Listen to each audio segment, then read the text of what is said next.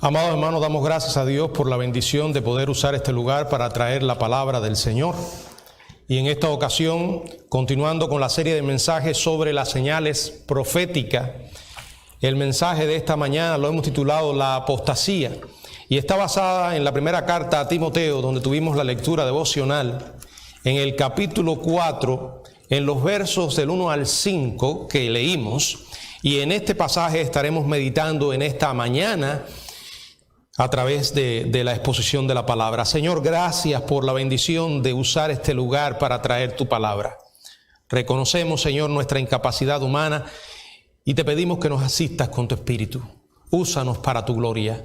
Señor, si en esta mañana hay alguna vida que aún no te conoce, ilumina su mente para que pueda entender el mensaje del Evangelio. Sana su alma, aviva su espíritu para que pueda ser salvo. También a nosotros, tus hijos, nos ponemos en tus manos para que nos hables, Señor. Danos un corazón humilde para someternos a tus enseñanzas. En el nombre de Jesús. Amén. Bueno, lamentablemente algunos que profesan seguir la verdad se apartan de ella. Desde la primera venida de nuestro Señor Jesucristo hasta su segunda, en toda la época de la iglesia ha existido apostasía, existe y seguirá existiendo, y en la medida en que nos acercamos al tiempo del regreso del Señor, se intensificará. En un contexto en que Mateo capítulo 24, verso 12 dice: y por haberse multiplicado la maldad, el amor de muchos se enfriará. Y esa frialdad, esa indiferencia hacia las cosas espirituales se verá también de manera específica con relación a la verdad de Dios revelada en su palabra. La historia de la iglesia de la época del Nuevo Testamento hasta nuestra propia época ha estado y está repleta de apóstatas. Ellos se apartaron para seguir, como dice el pasaje que tenemos delante, a espíritus engañadores y a doctrinas de demonios. Es decir, seguir a ángeles caídos, a seres diabólicos que dan vida a toda falsa religión. Y al igual que su malvado amo, Satanás, ellos también se disfrazan como ángeles de luz. En el mensaje de hoy vamos a dedicarnos a reflexionar sobre esta señal, este tema, y varias ideas me gustaría compartir con ustedes. En primer lugar, analizando el pasaje que tenemos delante, quiero que consideremos la certeza de la apostasía. El verso 1 dice: en él algunos apostatarán de la fe. Habrán apóstatas. Podemos esperarlos con toda seguridad, como Judas, como Demas y como los falsos discípulos de Juan capítulo 6, verso 66, que se volvieron atrás. Y a aquellos que advierte la palabra también en la carta, en el libro de Hebreos, que abandonan la fe. Apostatarán viene de un verbo griego que se refiere a una salida intencionada, deliberada. Es un abandono de la posición anterior. Es un alejamiento absoluto de la verdad. Pero en el sentido espiritual se refiere a quienes llegan muy cerca de la verdad que salva, pero solo para irse. Jesús emplea este verbo cuando se refiere a algunos que oyen el Evangelio como semilla que cae en un suelo pedregoso. En el Evangelio de Lucas, en el capítulo 8, verso 13, dice la Biblia, Lucas 8, 13, los de sobre la piedra son los que, habiendo oído, reciben la palabra con gozo, pero estos no tienen raíces. Creen por algún tiempo y en el tiempo de la prueba se apartan. Aquí se describe la apostasía. Se identifica la trágica realidad de aquellos que actuarán como Judas y volverán su rostro del gozo eterno para escoger el mismísimo infierno. Miren, un apóstata no es alguien que le es difícil creer, sino uno que deliberadamente decide abandonar la fe bíblica que una vez profesó. Pero no pasó de ser eso, una profesión, algo simplemente externo. Apostatarán algunos de la fe. La fe se refiere al conjunto de la revelación bíblica que creemos los cristianos. Tal como dice Judas en el versículo 3, amados, por la gran solicitud que tenía de escribiros acerca de vuestra común salvación, me ha sido necesario escribiros, exhortándoos a que contendáis ardientemente por la fe que ha sido una vez dada a los santos. La palabra de Dios es el regalo de nuestro Padre, es la fe que una vez nos ha sido dada, suficiente, completa. Esta frase pues describe a un apóstata, uno que rechaza a Cristo desde la fila de la iglesia. De eso se trata. Algunos apostatarán de la fe.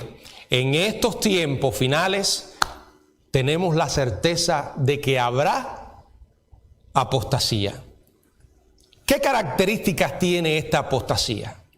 El pasaje también nos explica cuáles son esas características. Y aquí el apóstol Pablo, inspirado por el Espíritu Santo, nos deja ver 6 características de la apostasía. Vuelvo a repetir, no estamos hablando de un creyente verdadero que pierde la fe. Eso no sucede. Cuando la fe es auténtica, se caracteriza por una vida de perseverancia. Y no podemos caer de manera definitiva, apartarnos de manera definitiva y abandonar de manera definitiva la fe. No, porque Dios nos preserva, nos cuida y nos da esa fe que persevera. Aquí estamos hablando de alguien que en apariencia es creyente, sin embargo en su corazón no ha experimentado el nuevo nacimiento, y que ninguna cantidad de conocimiento que pueda tener acerca de la Biblia, acerca de la fe, le ha salvado, porque el conocimiento no descendió nunca de la mente al corazón. Jamás experimentó el nuevo nacimiento. Son aquellos que un día le dirán al Señor: Señor, en tu nombre hicimos esto, aquello, lo otro. Y Él dirá: nunca os conocí. No es que los conocí un tiempo y ya no los conozco. Jamás los conocí. El Señor conoce a los que son suyos.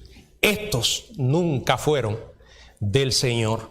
La primera característica del apóstata o de la apostasía, y en cierta manera se relaciona con lo que ya dijimos, va a pasar, es cierta. Esta característica es que la apostasía es previsible e inevitable su aparición. Dice al comenzar el versículo 1, pero el Espíritu dice claramente. ¿Quién es el Espíritu? El Espíritu de Dios, el Espíritu Santo, aquel que nos guía a toda verdad. Y parte de esa verdad es alertarnos acerca de lo que va a ocurrir. La apostasía debe entristecer y afrentarnos a los hijos de Dios, pero no debe sobrecogernos ni sorprendernos, porque el Espíritu dice claramente que ocurrirá. Y aunque ha estado ocurriendo desde la primera venida de Cristo, cuando surge la iglesia, y estará ocurriendo hasta que Él venga por segunda vez, se va a intensificar, va a aumentar en los tiempos del fin. Si usted ha leído Mateo capítulo 24, los versos del 1 al 12, el Señor advierte claramente de los falsos cristos, los falsos profetas, los engañadores del fin. El apóstol Pablo, escribiendo a la iglesia de Tesalónica sobre la masiva salida de la fe que tendrá lugar durante el tiempo de la tribulación, les deja esta palabra. En la segunda carta a los tesalonicenses, en el capítulo 2, verso del 3 al 12, dice varias cosas. Dentro de ellas leemos lo siguiente. Segunda carta a los tesalonicenses, capítulo 2, verso del 3 al 12, dice allí: nadie os engañe en ninguna manera, porque no vendrá el día del Señor, que es de lo que está hablando aquí el apóstol Pablo, y les está advirtiendo, porque ya él les había enseñado del rapto de la iglesia, y algunos tenían temor de haberse perdido el rapto, pero él le dice que el día del Señor no vendrá en ninguna manera sin que antes venga la apostasía y se manifieste el hombre de pecado, el hijo de perdición, el anticristo. Esto ocurrirá en los 7 años de tribulación, antes que ocurra la manifestación gloriosa. Ya la iglesia se habrá ido antes, el cual se opone y se levanta contra todo lo que se llama Dios o es objeto de culto, tanto que se sienta en el templo de Dios como Dios, haciéndose pasar por Dios. Y ahí sigue hablando de los engaños, sigue hablando de la apostasía. Pedro y Judas advirtieron que en los postreros tiempos algunos se apartarán de la fe. En la segunda carta de Pedro, en el capítulo 3, verso 3, dice: sabiendo primero esto, que en los postreros días vendrán burladores, andando según sus propias concupiscencias. Estos burladores se mencionan nuevamente en la epístola de Judas, en el versículo 18, los que decían: en el postrer tiempo habrá burladores que andarán según sus malos deseos. Estos burladores enseñan mentiras, anulan la verdad de que el Señor va a regresar. Y si la mencionan, lo hacen de una manera retorcida y como algo que puede ocurrir un día. Según ellos, el concepto de inminencia está ausente para estos falsos maestros y burladores. El apóstol Juan advirtió en la primera carta, en el capítulo 2, verso 18, ya es el último tiempo. Recuerden que cuando habla de los últimos tiempos es toda esa etapa desde la primera venida hasta la segunda del Señor. Ya es el último tiempo. Según vosotros oísteis que el anticristo viene, y ahora han surgido muchos anticristos, tipos de anticristo, pero es alguien que vendrá. Dice: por esto conocemos que estamos en el último tiempo. Es previsible, hermanos. Es inevitable.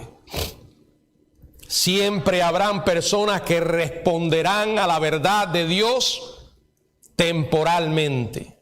Siempre habrán personas sin una fe genuina. Por eso, aunque nos entristezca, no debe sorprendernos que algunas personas abandonan la fe, se apartan.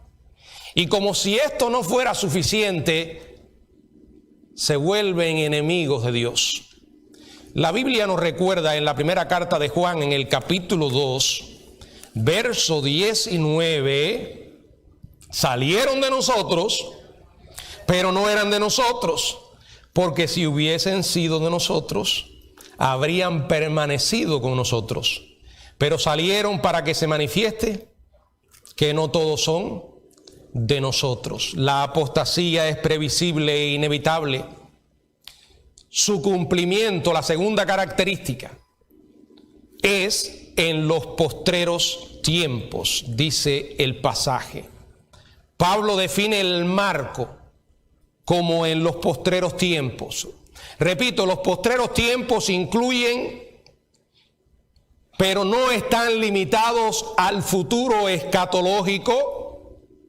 La primera venida de Cristo dio inicio a los postreros o últimos tiempos, que fue la era mesiánica. Y como ya vimos en 1 de Juan 2:18, se apoya este concepto cuando sencillamente dice el apóstol: hijitos, ya es el último tiempo. Y en la primera carta de Pedro, en el capítulo 1, verso 20, se afirma que Cristo se ha manifestado en los postreros tiempos por amor de vosotros. Pero vuelvo a repetir, se va a intensificar, va a aumentar en los tiempos finales. Hoy tristemente vemos un abandono generalizado de la palabra de Dios. Los incrédulos una y otra vez rechazan al Dios vivo, revelado en la mismísima creación, de modo que no tienen excusa. Y se resisten a creer en el mensaje del Evangelio. Para muchos incrédulos, la Biblia no pasa de ser un libro humano, lleno de prejuicios y conceptos retrógrados que entorpecen el desarrollo saludable de una sociedad. Bueno, creo que entendemos que el incrédulo mire así la Biblia. Pero lo que más me preocupa es la indiferencia de aquellos que se declaran hijos de Dios con relación a su palabra. Una indiferencia que comienza de algo tan sencillo como no leerla hasta comenzar a dudar de sus gloriosas verdades.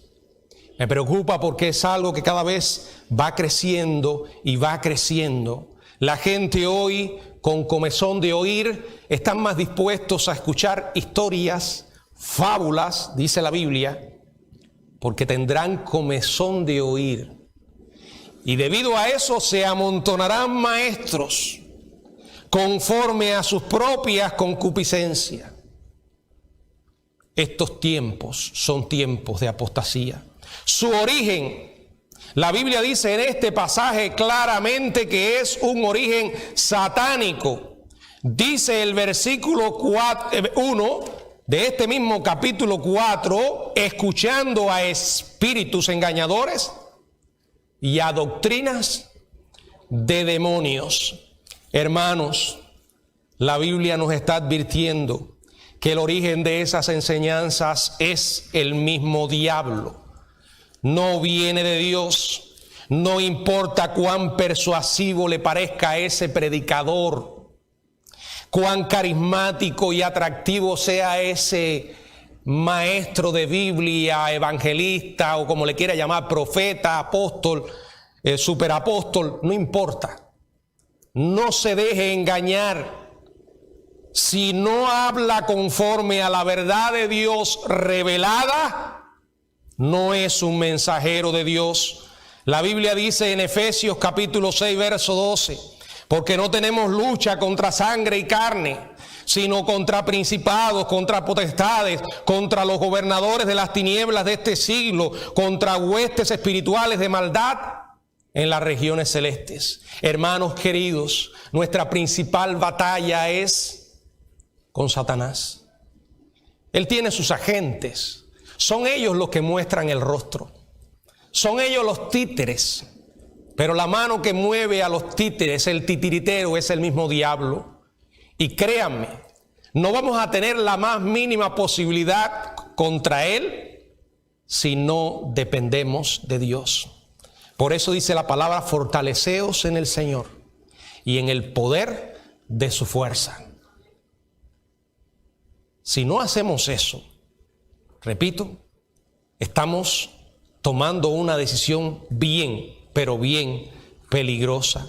Los apóstatas se aferran a enseñanzas demoníacas Si usted les pregunta, puede que le hablen algo del Evangelio.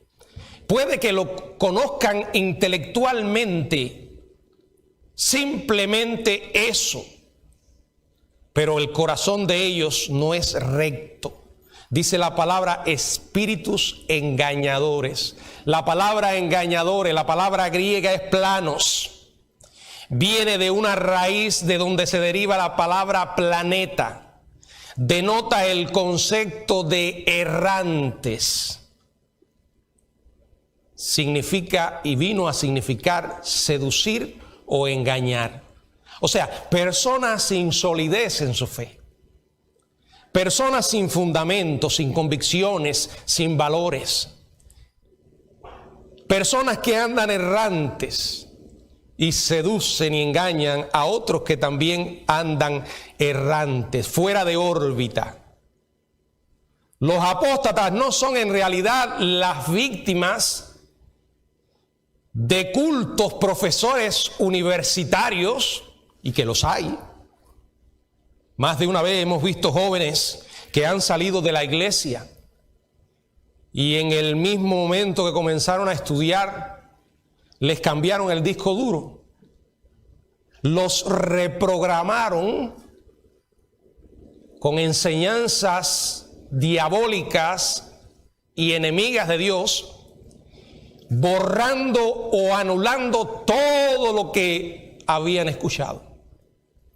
Las enseñanzas de la cuna,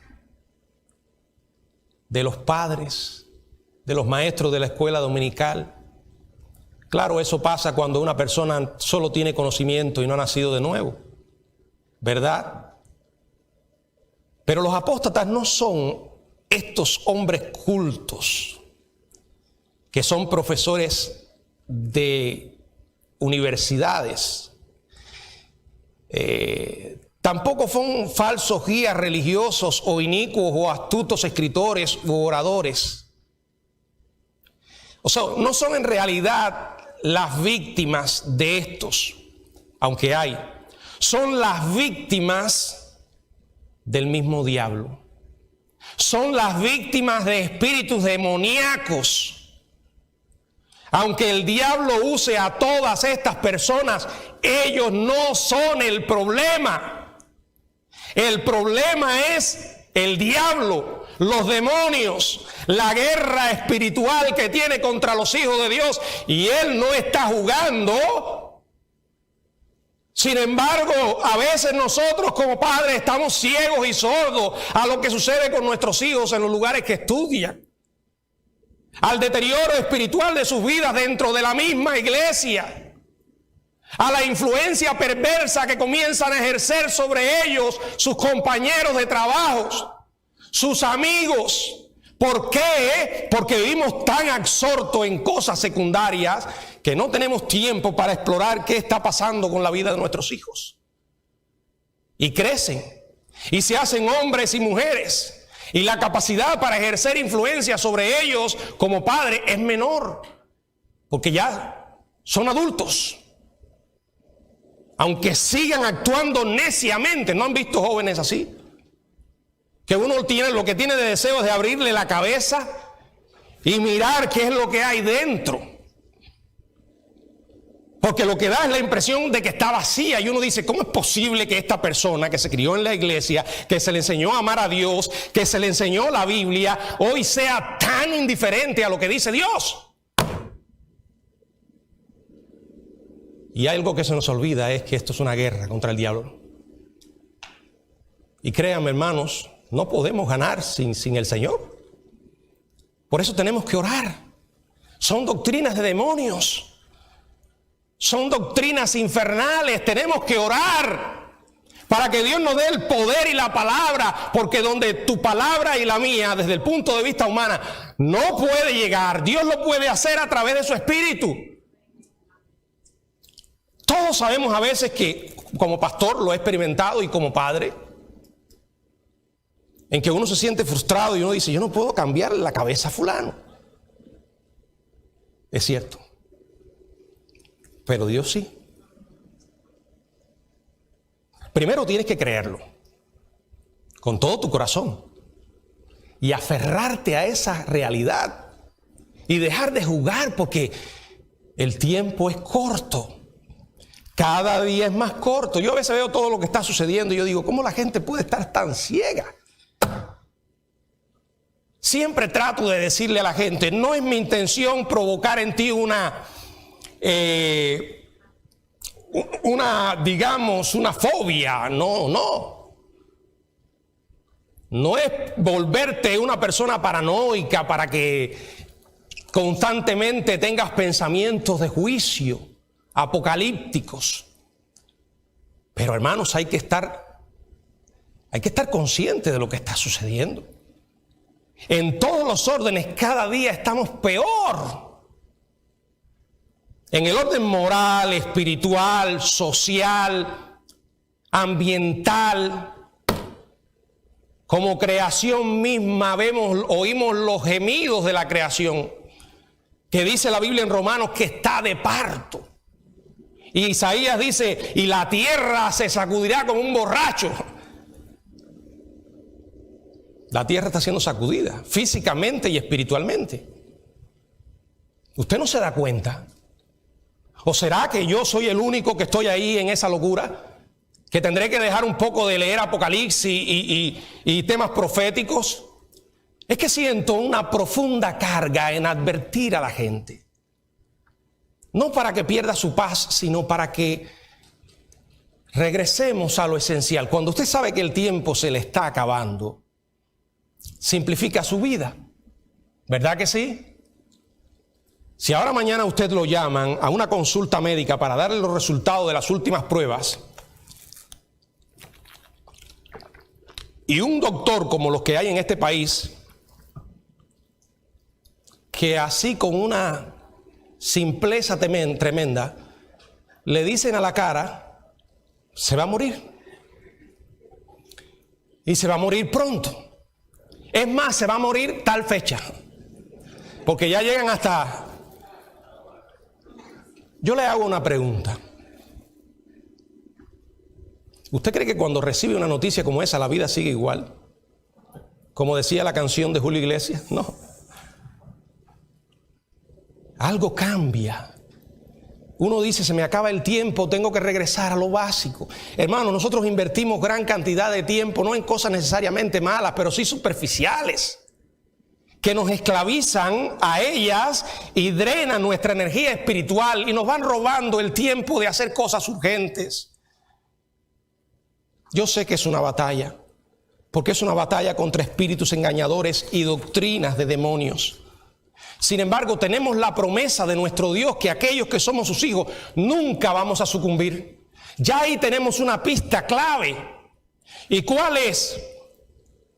Que tenemos que asegurarnos lo más posible de que las personas que amamos hayan nacido de nuevo. Dice la Biblia en Hebreos, en el capítulo 10, verso 39, Hebreos capítulo 10, verso 39.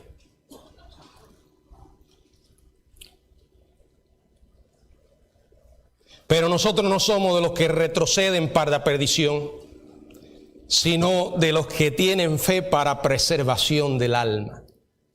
Eso se refiere a los que han nacido de nuevo. ¿Quiénes son los presentadores de la apostasía? Esta es la cuarta característica.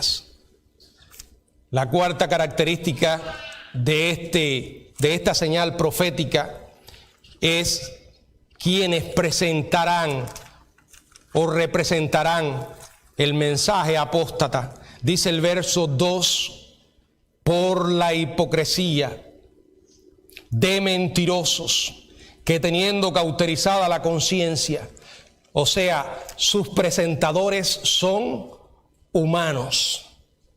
Las doctrinas son demoníacas, pero no espere que venga un demonio con una presencia aterradora a darle su mensaje. No, todo lo contrario. Ya le digo, algunos parecen ángeles, Algunos tienen una sonrisa de payaso en el rostro que nunca la pierden.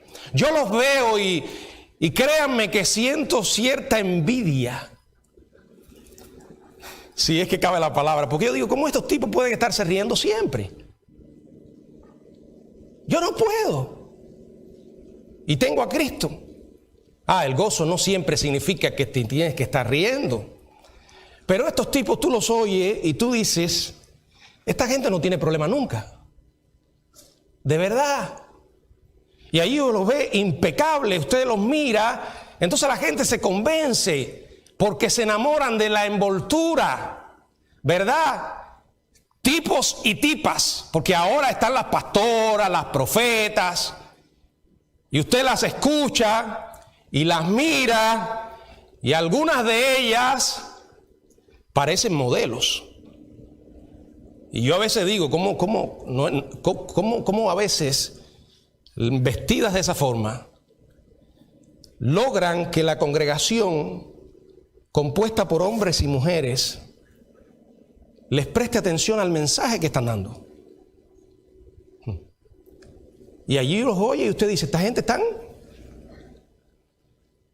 están siempre en armonía con la vida, sin problemas, sin dificultades, todo está bien, Dios no se molesta por nada. ¿Qué pecado? ¿Qué voy a mencionar el pecado?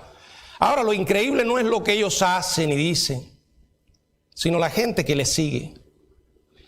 Se les olvida que detrás está el diablo. A veces yo escucho a estos predicadores y digo, ¿cómo es posible que digan semejante cosa? ¿Cómo es posible que enseñen de una manera tan indiferente esas barbaridades? Bueno, porque no son creyentes, hermanos. Porque no han nacido de nuevo. Y porque dice la Biblia que su conciencia está ¿qué? Cauterizada. ¿Saben lo que significa tener una conciencia cauterizada? Una conciencia endurecida. Una conciencia que ha perdido la sensibilidad a lo bueno y a lo malo. La conciencia de estos falsos maestros ha sido tan ignorada que se ha vuelto como cicatrices. Primero, son incrédulos. El Espíritu no les habla. No tiene nada que ver con lo espiritual. Pero aún en lo humano, todo el mundo tiene una conciencia. Y muchas veces cuando no escuchamos esa voz interna, la próxima vez que nos hable, la vamos a oír más baja. Y va a llegar un momento en que ya. Así sucede con los cristianos y el Espíritu Santo, que no es la conciencia. El Espíritu toma la conciencia para obrar en nuestras vidas. Pablo hablaba de que tenía limpia conciencia.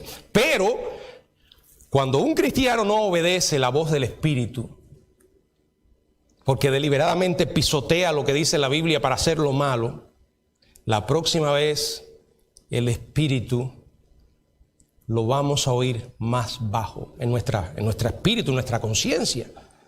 Hasta que llega un momento en que apenas es perceptible, porque nos vamos endureciendo. ¿Qué sucede con un cristiano que está en esa situación y es verdaderamente hijo de Dios? Bueno, que en ese momento es que Dios va a tomar su megáfono y nos va a gritar. Y alguien definía ese megáfono como el dolor, la adversidad. Porque es en esos momentos de dolor donde Dios suele ganar nuestra atención. Por eso hay que tener mucho cuidado. No te acostumbres a hacer lo malo. Cuando peques, pídele perdón a Dios inmediatamente. No dejes que se acumulen. No digas que porque todo el mundo lo hace, tú lo vas a hacer. Hoy dices una mentira, mañana dices 2, mañana dirás 3. Y serás un perfecto mentiroso sin temor a Dios. Los falsos maestros mienten descaradamente y no sienten culpa. Su contenido, el contenido de la apostasía es que estará mezclado con elementos de verdad. Prohibirán casarse, dice el verso 3, y mandarán abstenerse de alimentos. Nunca es tan peligrosa la mentira que cuando contiene elementos de verdad. Miren, una persona no agarra un frasco. Tú no puedes llegar a alguien y decirle, mira, aquí está este frasco de veneno, tómatelo. ¿Verdad que no? Pero si usted coge ese frasco de veneno y lo mezcla con comida, la gente se lo toma, aunque pueda sentir un sabor raro. Y así ocurre con la apostasía. El diablo sabe cómo ganar la atención de la gente. Los engañadores se estaban centrando en lo que parecían 12 enseñanzas de menor importancia. No casarse y abstenerse de alimento. Bueno, digo que es la verdad mezclada con la mentira porque la Biblia habla del celibato, habla de la soltería. Pablo dedica todo un pasaje allí en la primera carta a los Corintios, en el capítulo 7 del 25 al 35, para hablar de cómo honra a Dios vivir solteros, si ese es el plan de Dios para ellos. No comer, ayunar, no es malo, pero debe ir acompañada de la oración. Y la realidad es que ellos tomaban estos elementos para presentarlos como esenciales para la salvación. Por eso prohibían casarse y mandaban abstenerse de alimentos, sabiendo que Jesucristo hizo limpio todos los alimentos. Toda falsa enseñanza está relacionada con ponerle cosas a la salvación. El engaño está en ver en cosas como estas elementos esenciales para la salvación. Y eso es apostasía. Ahora, ¿cómo tú puedes identificar esa peligrosa mezcla? Bueno, acostumbrado a comer comida sana, alimentarte sanamente. Si de todo lo que te alimentas es simplemente comida chatarra, tu sensibilidad para lo bueno la irás perdiendo. Tú necesitas un sistema de filtro interno que solo te lo puede brindar la palabra de Dios. Ahora, imagínate tú si no está ese filtro. Imagínate una casa sin filtro de aire acondicionado. Lo que estás respirando es metralla. Por eso hay lo que yo llamo cristianos ingenuos, que para ellos no hay nada malo. ¿No lo han oído? ¿Y qué tiene eso de malo? Pero eso está bien. Tenemos que amarnos, estar unidos unos con otros. La unidad es lo esencial. Eso es una mentira del diablo, porque Dios nunca va a favorecer la unidad a costa de la verdad. No, el amor y la verdad tienen que marchar juntos. El amor sin la verdad es puro merengue, puro almíbar, empalaga. La verdad sin el amor es todo estilo Teresa. O sea, la verdad sin amor, perdón, la Teresa es una broma, es brutalidad. ¿Entienden? Pura brutalidad, es evangelio con el mazo, pura leña. Sí, hay que decir la verdad, pero hay que decirle en amor. Los dos elementos son esenciales.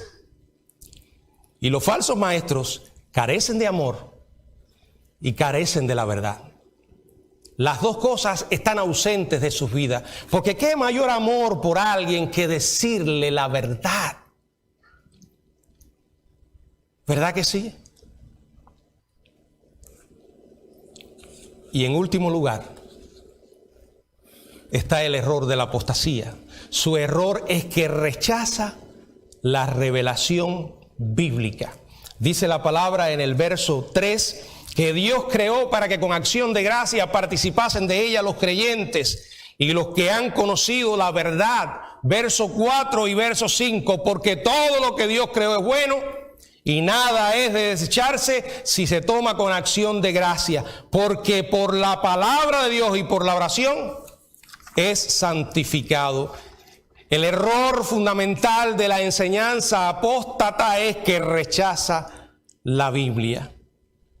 En todas las epístolas pastorales, Pablo confronta a los falsos maestros por la forma en que manipulaban las escrituras. ¿Quiere decir eso, pastor, que no usan la Biblia? No. Bueno, hay algunos que ni se molestan en abrir la Biblia, pero hay otros que sí. Usan un verso por aquí y otro verso por allá. Miren, usted puede hacer que la Biblia diga lo que usted quiere que diga. Solo es cuestión de tomar un versículo por aquí, tomar otro versículo por allá, y va a decir lo que usted quiere que diga. Pero para eso hay reglas de interpretación. Hay que respetar el contexto. Hay que interpretar la Biblia con la misma Biblia. Hay que ver si un versículo parece contradecir todo lo que se enseña de manera general. No puede significar lo que estamos pensando. Pero en realidad ellos, aunque usan la Biblia, la usan retorcida, equivocada. Cuando el diablo se le apareció a Jesús en Mateo capítulo 4, citó la Biblia. ¿Verdad que sí? Él tiene un dominio tremendo de las Escrituras. Para su propia perdición. Probablemente conozca de Biblia mucho más que muchos cristianos. Y cuando le decía al Señor algo, el Señor le decía, pero también dice la Escritura. Hermanos, es lo mismo. No hay manera de confrontar la mentira sino con la auténtica verdad. Y para conocer la verdad tienes que pasar tiempo con ella. Y para pasar tiempo con ella tienes que creer con todo tu corazón que es el libro de Dios. Y que su mensaje es el que tú necesitas y el que necesita el mundo. El matrimonio lo creó Dios, ¿verdad? La comida la creó Dios, para que con acción de gracia participemos todos los creyentes y los que han conocido la verdad. A no ser que Dios te indique que no es su voluntad para ti casarte, porque tiene un plan para ti. Fuera de eso, dice la Biblia que no es bueno que el hombre esté solo. Ahora, eso no quiere decir que por no quedarte solo o sola, vas a agarrar a cualquiera. Ten mucho cuidado. Es mejor estar solo que mal acompañado. Y la voluntad de Dios nunca va a ser para ti un incrédulo. Jamás. Pero ahí está el matrimonio, Dios lo bendijo, vio que era bueno. Las comidas igual, para que los creyentes y los que han conocido la verdad participemos de ella. De hecho, le repito, la Biblia enseña en Marcos 7:19 que Jesús hizo limpio todos los alimentos. Yo me como todo lo que camine y vuele. Mientras no sea un tren o un avión, no. Si usted sabe que algo que va a comer le va a hacer daño, no lo haga. Pero no lo haga por una cuestión religiosa, porque no hay base para eso en la Biblia. Repito, Marcos 7:19 dice que el Señor hizo limpio todos los alimentos. Además dice que por la palabra y por la oración que es santificado. La palabra, ¿qué quiere decir? Lo que enseña la Biblia sobre ello. Y segundo, cuando tú oras y das gracia, además dice la palabra que todo lo que hagamos en 1 Corintios capítulo 10, verso 31, debe ser para la gloria de Dios. Pero ellos manipulan las escrituras. Miren, hay una secta bien conocida que son expertos en eso. Y que le tocan a la puerta y ahí comienzan. Si tú realmente no conoces la palabra, te impresiona. Oye, pero qué conocimiento de la Biblia tiene fulano. ¿Sí? Ahora hay que ver si ese conocimiento es correcto. Nunca se me olvida alguien que me tocó a la puerta una vez y me dijo, no, porque yo le dije, ¿ustedes creen en Jesucristo? Sí. ¿Ustedes creen que Jesucristo es Dios? Sí. Un Dios. No, pero es que hay un solo Dios. ¿Cómo que un Dios? Sí, un Dios menor. Mire, la Biblia dice que me citó el pasaje, siendo en forma de Dios. Ahí dice que Él es forma de Dios, no es Dios. Le dije, sí, que bien, pero síguelo. ¿Por qué te callas? ¿Qué? Sí, dime el versículo completo.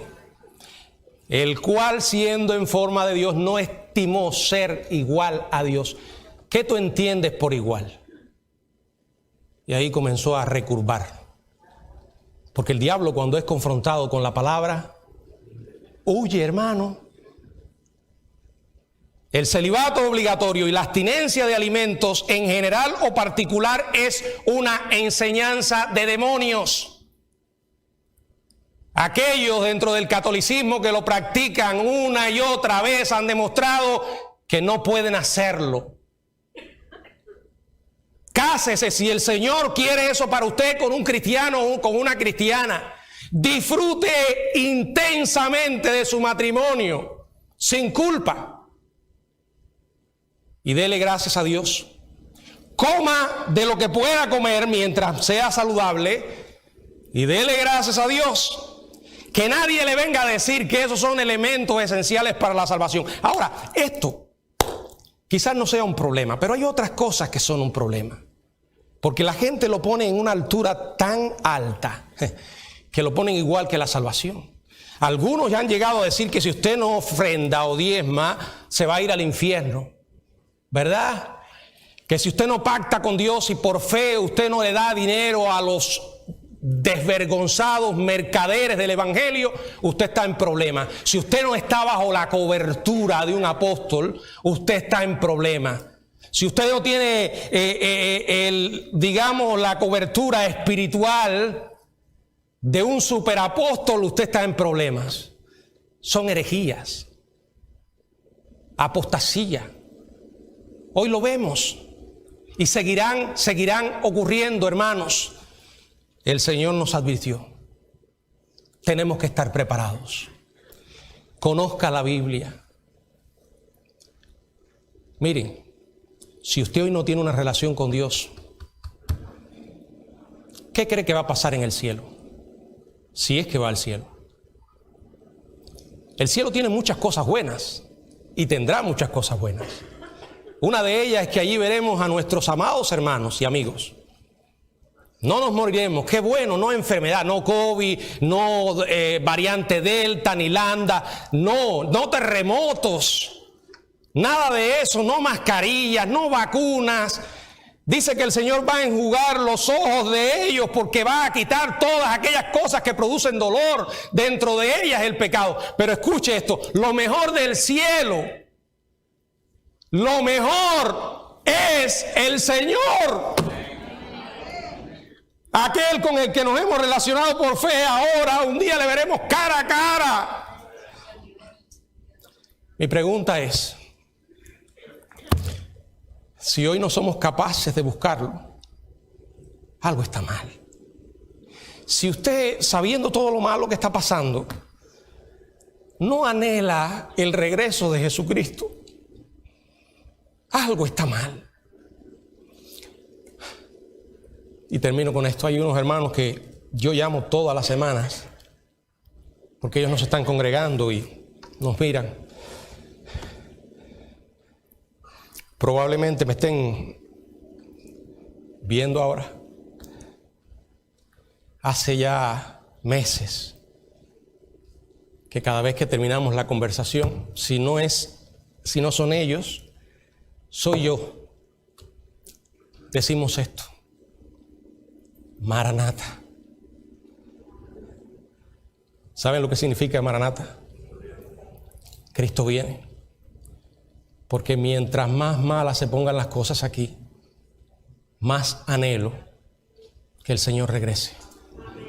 Y mientras tanto, pido, Señor, dame palabra para hablarle al mundo de ti. Dame palabra para poder guiar a aquellos que amo al cielo. Porque si aquí disfruto de sus compañías, quiero que allá también la pueda disfrutar. Pero eso tiene que ser un esfuerzo intencional, hermanos. Que el Señor nos bendiga.